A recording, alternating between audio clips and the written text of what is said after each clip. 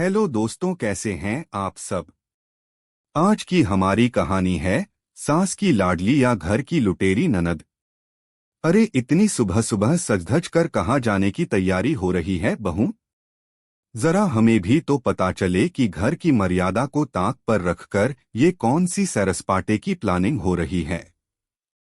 शांति देवी की आवाज पूरे घर में गूंजी तो रसोई में खड़ी मीरा के हाथ कांप गए। अभी सूरज की पहली किरण भी ठीक से नहीं निकली थी और घर में कलेश का धुआं उठने लगा था। मीरा ने पलटकर देखा, उसकी सास शांति देवी अपनी कमर पर हाथ रखे गुस्से में लाल पीली होकर खड़ी थीं। मीरा ने हिम्मत जुटाकर कहा, माँ जी, आकाश और मैं 2 दिनों के लिए बाहर घूमने जा रहे हैं। शादी के 8 महीनों में हम एक दिन भी कहीं अकेले नहीं गए। यह सुनते ही शांति देवी का पारा 7वें आसमान पर चढ़ गया। वह चिल्लाकर बोली, घूमने जाएगी? अरे कुलच्छनी, तुझे पता भी है कि आज तेरी इकलौती ननद पिंकी अपने बच्चों के साथ मायके आ रही है। उसके आने की खबर सुनते ही तेरे पैर घर में टिकना बंद हो गए। यही इज्जत है तेरी नजर में ननद की। मीरा आज चुप रहने के मूड में नहीं थी, लेकिन इससे पहले कि वह कुछ कहती, बाहर एक टैक्सी रुकी। पिंकी अपने भारी भरकम बैग्स और जिद से भरे 2 बच्चों के साथ घर में दाखिल हुई। असल में यह ड्रामा आज शुरू नहीं हुआ था।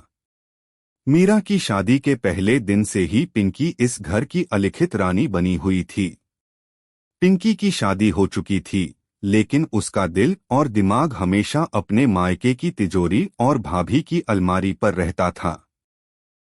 शादी के दूसरे ही दिन जब मीरा की विदाई की अटैची खुली थी, तब शांति देवी ने बड़े प्यार से पिंकी से कहा था, पिंकी बेटा, देख तेरी भाभी क्या क्या लाई है। तुझे जो पसंद आए उठा ले। आखिर एक ही तो ननद है तू इसकी। पिंकी ने बिना देर किए मीरा की वो सबसे महंगी बनारसी साड़ी उठा ली थी जो उसकी माँ ने उसे तोहफे में दी थी। मीरा का चेहरा उतर गया था, पर शांति देवी ने उसे डांटते हुए कहा था, अरे बहू, ननद को साड़ी दे दी तो क्या पहाड़ टूट गया। छोटा दिल मत रख। पिंकी ने सोफे पर धमकते हुए कहा, ओफ हो मम्मी, देखो ना, मैं आई हूं और भाभी के मुंह पर 12 बज रहे हैं। क्या मेरा आना इन्हें इतना खटकता है? शांति देवी तुरंत पिंकी की तरफदारी करने लगी, अरे तू फिक्र मत कर बेटा, ये तो आज फिल्म देखने और घूमने जा रही थी। मैंने साफ कह दिया है, जब तक ननद घर में है बहू कहीं नहीं जाएगी। मीरा, जा रसोई में जा और पिंकी के लिए खस्ता कचौड़ी और खीर बना। मेरी बेटी पहाड़ों की ठंड से आई है, उसे थकान हो रही है। मीरा ने अपने पति आकाश की तरफ देखा। आकाश चुपचाप खड़ा अखबार पढ़ रहा था। उसने अपनी मां के खिलाफ एक शब्द भी नहीं कहा। मीरा का दिल टूट गया। उसे समझ आ गया कि इस घर में उसकी हैसियत एक नौकरानी से ज्यादा कुछ नहीं थी। शांति देवी यहीं नहीं रुकी।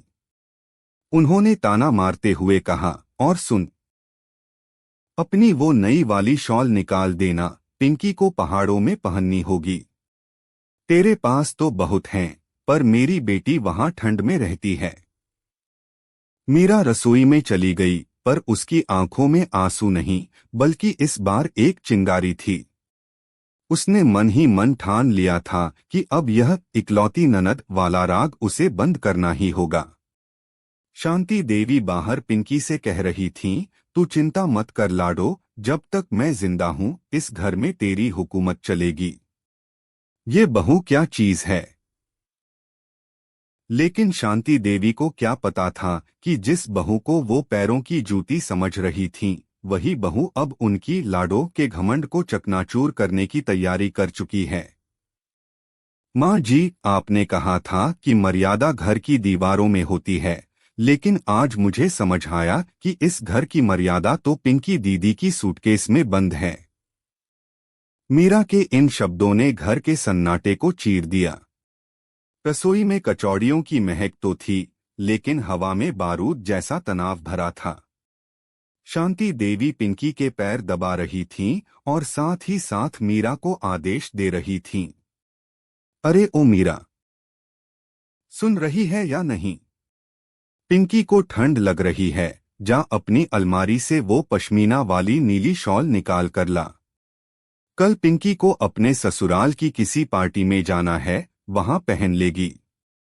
मीरा रसोई से बाहर आई, उसके हाथ आटे से सने थे। उसने शांति से कहा, माँ जी, वो शॉल मैं नहीं दे सकती। वो मेरी नानी की आखिरी निशानी है। यह सुनते ही पिंकी सोफे पर सीधे बैठकर दहाड़ उठी, मम्मी, देखा आपने?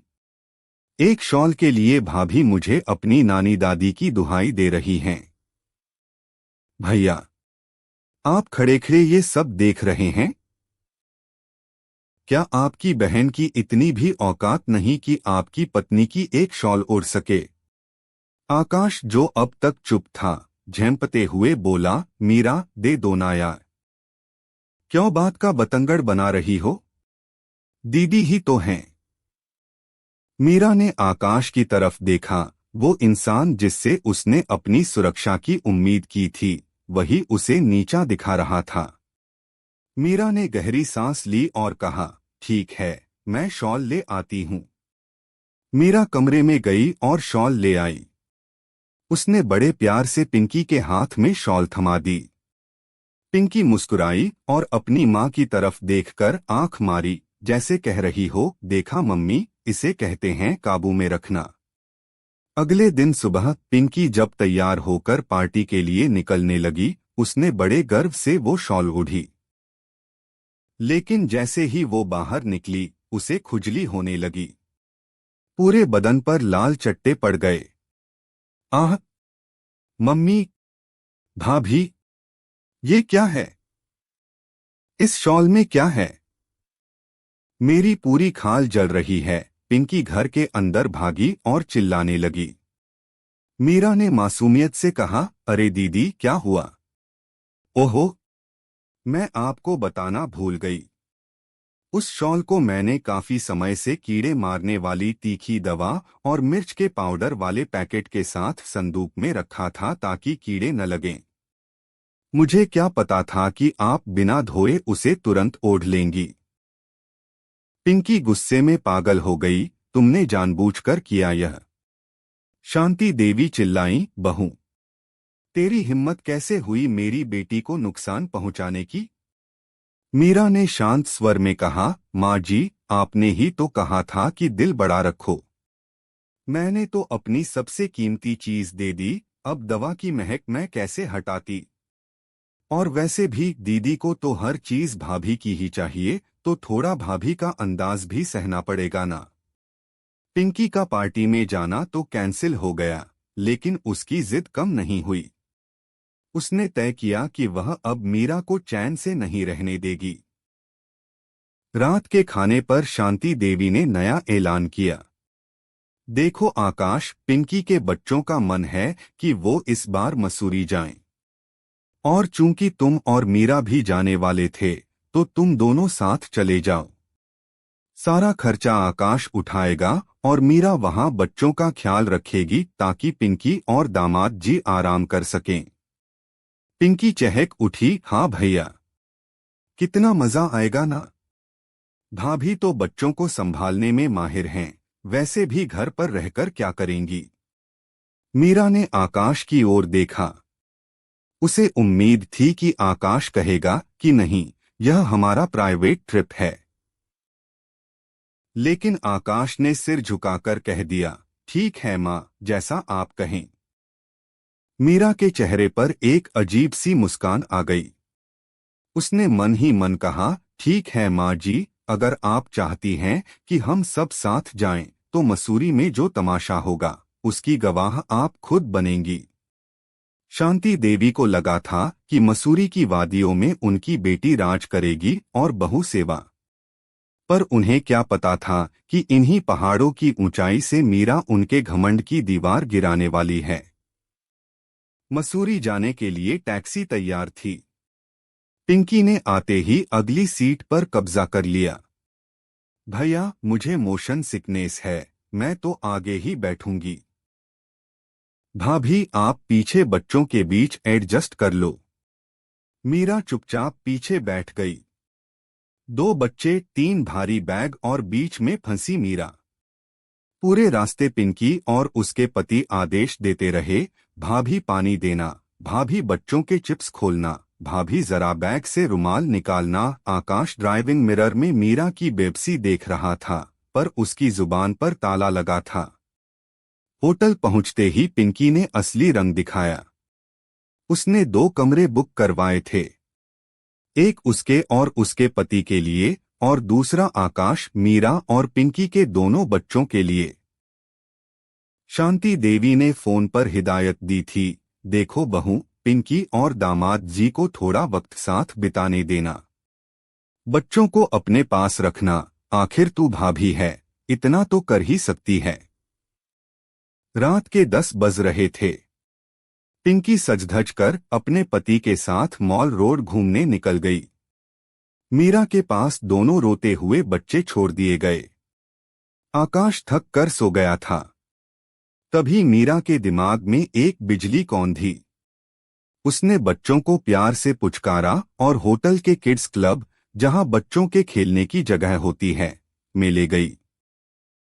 वहां उसने एक केयरटेकर को कुछ पैसे दिए और बच्चों को वहां सुरक्षित छोड़कर सीधे उसी रेस्टोरेंट में जा पहुंची जहां पिंकी और उसके पति डिनर कर रहे थे। पिंकी वहां कैंडल लाइट डिनर का आनंद ले रही थी, तभी सामने मीरा और आकाश को देख उसके हाथ से कांटा गिर गया। आकाश भी हैरान था क्योंकि मीरा उसे जबरदस्ती वहां खींचकर लाई थी। भाभी, आप यहाँ? बच्चे कहाँ हैं? पिंकी हकलाते हुए बोली। मीरा ने मुस्कुराते हुए वेटर से कुर्सी मंगवाई और पिंकी के ठीक सामने बैठ गई। अरे दीदी, बच्चे तो सो गए, या शायद खेल रहे होंगे। मैंने सोचा जब ननद और दामाद जी इतनी दूर आए हैं तो अकेले खाना खाना अच्छा नहीं लगेगा। आखिर एक ही तो ननद है हमारी। पिंकी के पति झेंप गए। मीरा ने सबसे महंगा मेन्यू कार्ड उठाया और एक के बाद एक ऑर्डर देने शुरू किए। आकाश, आज तुम बिल की चिंता मत करना, क्योंकि माँ जी ने कहा था कि पिंकी की खुशी में ही हमारी खुशी है। पूरे खाने के दौरान मीरा ने पिंकी को एक पल के लिए भी अकेले नहीं छोड़ा। पिंकी का रोमांटिक डिनर एक फैमिली ड्रामा में बदल गया। अगली सुबह जब पिंकी सोकर उठी तो उसने देखा कि मीरा और आकाश के कमरे का दरवाजा खुला है और उनका सारा सामान गायब है। मेज पर एक चिट्ठी पड़ी थी। प्यारी पिंकी दीदी, माँ जी कहती हैं कि ननद का मान सर्वोपरि है, पर पिताजी, ससुर जी ने सिखाया है कि गृहस्थी 2 पहियों पर चलती है। हमने अपना पहिया अलग कर लिया है। बच्चों को होटल के मैनेजर के पास छोड़ दिया है, आप संभाल लीजिएगा। हम अगले 2 दिन मसूरी के दूसरे छोर पर अपनी मर्जी से बिताएंगे। बिल आपके नाम पर बुक करवा दिया है। एंजॉय। पिंकी के होश उड़ गए। होटल का बिल हजारों में था और बच्चे कमरे में चिल्ला रहे थे। उधर शांति देवी का फोन आया। पिंकी बेटा, सब ठीक है ना? बहू सेवा कर रही है या नहीं? पिंकी रोते हुए चिल्लाई, मम्मी, आपकी बहू ने तो हमें बीच मझधार में छोड़ दिया। वो यहां से भाग गई है और होटल का बिल मेरे मत्थे मढ़ गई है। शांति देवी के हाथ से फोन गिर गया। उन्हें समझ नहीं आ रहा था कि जिस बहू को उन्होंने गाय समझा था, वो अचानक शेरनी कैसे बन गई। जब मीरा और आकाश घर लौटने वाले थे तो शाम के 7 बज रहे थे। घर का दरवाजा खुला और मीरा और आकाश अंदर आए। उनके चेहरों पर एक ताजगी थी, जैसे वे किसी बड़ी कैद से छूटकर आए हों। लेकिन सामने का नजारा देखते ही आकाश के कदम ठिठक गए। शांति देवी सोफे पर पत्थर की मूरत बनी बैठी थीं और बगल में पिंकी अपनी सूजी हुई आंखें लिए सिसकियां भर रही थी। आ गए तुम दोनों? बड़ी जल्दी याद आ गई इस घर की। शांति देवी की आवाज में जहर घुला था। आकाश, तुझे शर्म नहीं आई अपनी बहन को पराए शहर में बेसहारा छोड़कर अपनी जोरू के साथ गुलछर्रे उड़ाते हुए? आकाश कुछ कहने ही वाला था कि पिंकी चिल्लाई, भैया, आपने मां के संस्कारों का गला घोंट दिया। भाभी ने जो मेरे साथ किया, उसके बाद तो इन्हें इस घर की दहलीज पर कदम रखने का भी हक नहीं है।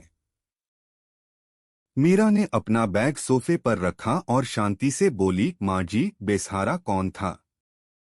दीदी अपने पति के साथ थीं और होटल में पूरा स्टाफ था। और जहां तक संस्कारों की बात है, तो क्या ननद के बच्चों की आया नैनी बनना ही बहू का एकमात्र संस्कार है? जुबान लड़ाती है। शांति देवी ने हाथ उठाया, लेकिन तभी पीछे से एक कड़क आवाज आई, हाथ नीचे करो ललिता। सबने पलटकर देखा। आकाश के पिता यानी मीरा के ससुर जी, जो अक्सर चुप रहते थे, आज कमरे के बाहर खड़े थे। ससुर जी अंदर आए और शांति देवी के सामने खड़े हो गए। ललिता, बहुत हो गया तुम्हारा ये बेटी बेटी का राग। मैं पिछले 1 साल से देख रहा हूं, तुमने इस घर को पिंकी का सराय बना दिया है और बहू को उसकी दासी। पिंकी ने पासा पलटने की कोशिश की। पापा, आप भाभी का साथ दे रहे हैं? इन्होंने मुझे पार्टी में जाने से रोका, मेरी शॉल खराब की। वो शॉल मीरा की थी पिंकी, ससुर जी ने उसे बीच में ही टोक दिया। और वो ट्रिप आकाश और मीरा का था। तुमने उसमें जबरदस्ती घुसपैठ की। क्या तुम्हें शर्म नहीं आती कि अपने भाई भाभी की निजी जिंदगी में तुम कबाब में हड्डी बनती हो? शांति देवी तिलमिला उठीं, आप इसे शह दे रहे हैं? आज इसने मेरी बेटी का अपमान किया है, कल ये मुझे घर से निकाल देगी। मैं कहती हूं, या तो ये बहू इस घर के कायदे से रहेगी या फिर ये आज ही अपने मायके जाएगी। घर में सन्नाटा छा गया। शांति देवी को लगा था कि मायके जाने के नाम से मीरा डर जाएगी और पैर पकड़ लेगी। मीरा मुस्कुराई और आकाश की तरफ देखा। आकाश, माँ जी ने फैसला सुना दिया है। अब फैसला तुम्हें करना है। क्या तुम आज भी अपनी माँ के उस गलत मोह का साथ दोगे जो इस घर को तोड़ रहा है, या फिर तुम अपनी पत्नी के आत्मसम्मान के लिए खड़े होगे? आकाश ने एक नजर अपनी मां की तरफ देखा, जो गुस्से में कांप रही थीं, और एक नजर पिंकी की तरफ, जिसके चेहरे पर जीत की चमक आने ही वाली थी। आकाश ने लंबी सांस ली और मीरा का हाथ थाम लिया। मां, मीरा कहीं नहीं जाएगी। अगर किसी को जाने की जरूरत है, तो वो पिंकी दीदी हैं। उनका अपना घर है, अपना परिवार है। उन्हें यहां आकर दूसरों की खुशियों में आग लगाने का कोई हक नहीं है। पिंकी का चेहरा सफेद पड़ गया। उसने सोचा नहीं था कि उसका भोला भैया उसके खिलाफ खड़ा हो जाएगा। मम्मी, देखिए, भैया को इस जादूगरनी ने वश में कर लिया है। शांति देवी ने दहाड़ मारी। आकाश, अगर तूने अपनी बहन का साथ नहीं दिया तो मेरा मरा हुआ मुंह देखेगा। तभी मीरा ने अपना फोन निकाला और एक रिकॉर्डिंग प्ले कर दी। रिकॉर्डिंग में पिंकी अपने पति से फोन पर कह रही थी, अरे सुनो, मम्मी को मैंने पट्टी पढ़ा दी है। इस बार मसूरी के सारे पैसे आकाश भैया से भरवाऊंगी और जो नई साड़ियां भाभी लाई हैं, वो भी मम्मी से कहकर अपने नाम करवा लूंगी। भाभी को तो बस नौकरानी बनाकर रखना है। पूरे घर में पिंकी की वो आवाज गूंज उठी। शांति देवी के पैरों तले जमीन खिसक गई। जिस बेटी के लिए वो अपनी बहू को प्रताड़ित कर रही थीं, वो बेटी तो दरअसल उनके घर को लूटने की योजना बना रही थी। तैयार हो जाइए इस कहानी के सबसे शांति देवी को आज समझ आया कि जिस बेटी को वो घर का चिराग समझ रही थीं, वो तो दरअसल घर को ही फूंकने की साजिश रच रही थी। और जिस बहू को वो पराया समझती थीं, वही आज उनके बुढ़ापे की लाठी बनकर खड़ी थी। शांति देवी ने कांपते हाथों से अपनी कमर में बंधी चांदी के छल्ले वाली चाबियां निकाली। ये चाबियां इस घर की सत्ता और रसूख का प्रतीक थीं। उन्होंने मीरा को पास बुलाया और उसके हाथ पर वो चाबियां रख दीं। बहू, आज से ये घर तेरा है। मैंने ममता के नाम पर सिर्फ कलेश बोया है। तूने आज मेरी आंखें खोल दी। मुझे माफ कर सके तो कर देना। शांति देवी फूट फूट कर रो पड़ी। मीरा ने चाबियां वापस शांति देवी के हाथ में थमा दी और बड़े प्यार से कहा, माँ जी, ये चाबियां आपकी ही कमर पर शोभा देती हैं। मुझे घर की चाबियां नहीं, बस आपके दिल में थोड़ी सी जगह और सम्मान चाहिए। घर की मालकिन आप ही रहेंगी, मैं तो बस आपकी परछाई बनकर रहूंगी। आकाश और ससुर जी की आंखों में खुशी के आंसू आ गए। घर में पहली बार एक ऐसी शांति महसूस हो रही थी जो डर से नहीं बल्कि प्रेम से उपजी थी। 1 महीने बीत चुके थे। घर में खुशहाली थी। तभी एक दोपहर अचानक पिंकी फिर से घर के दरवाजे पर आ धमकी। इस बार उसके साथ उसके बच्चे नहीं थे, बल्कि उसके हाथ में एक कानूनी नोटिस था। मम्मी, पापा, ये क्या तमाशा है? मुझे पता चला है कि पापा अपनी वसीयत बदल रहे हैं। इस घर में मेरा आधा हिस्सा है और मैं उसे लेकर रहूंगी, पिंकी चिल्लाई। शांति देवी सोफे से उठीं, लेकिन इस बार उनके चेहरे पर ममता नहीं, बल्कि एक चट्टान जैसी दृढ़ता थी। पिंकी, हिस्सा हकदारों को मिलता है, लुटेरों को नहीं। तूने इस घर को सिर्फ एक बैंक समझा। जब तक तू बेटी बनकर आती थी, तेरा स्वागत था। पर अब जब तू सौदागर बनकर आई है, तो तेरे लिए ये दरवाजे हमेशा के लिए बंद हैं। पिंकी ने ससुर जी की तरफ देखा। पापा, आप चुप रहेंगे? ससुर जी ने शांति से कहा, बेटा, मैंने अपनी वसीयत में साफ लिखा है कि ये घर और मेरी सारी जमापूंजी मीरा और आकाश की है। तुझे जो शादी में दिया गया, वो तेरा था। अब इस घर की दहलीज पार करने की कोशिश मत करना, वरना पुलिस को बुलाने में मुझे देर नहीं लगेगी।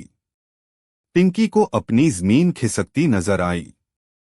उसने आकाश की तरफ हाथ फैलाया। भैया, कुछ तो बोलो। आकाश ने मीरा का हाथ थामते हुए कहा, दीदी, मीरा ने मुझे सिखाया है कि रिश्ते खून से नहीं, व्यवहार से बनते हैं। आपने अपना व्यवहार खो दिया, इसलिए भाई भी खो दिया। अब आप जा सकती हैं।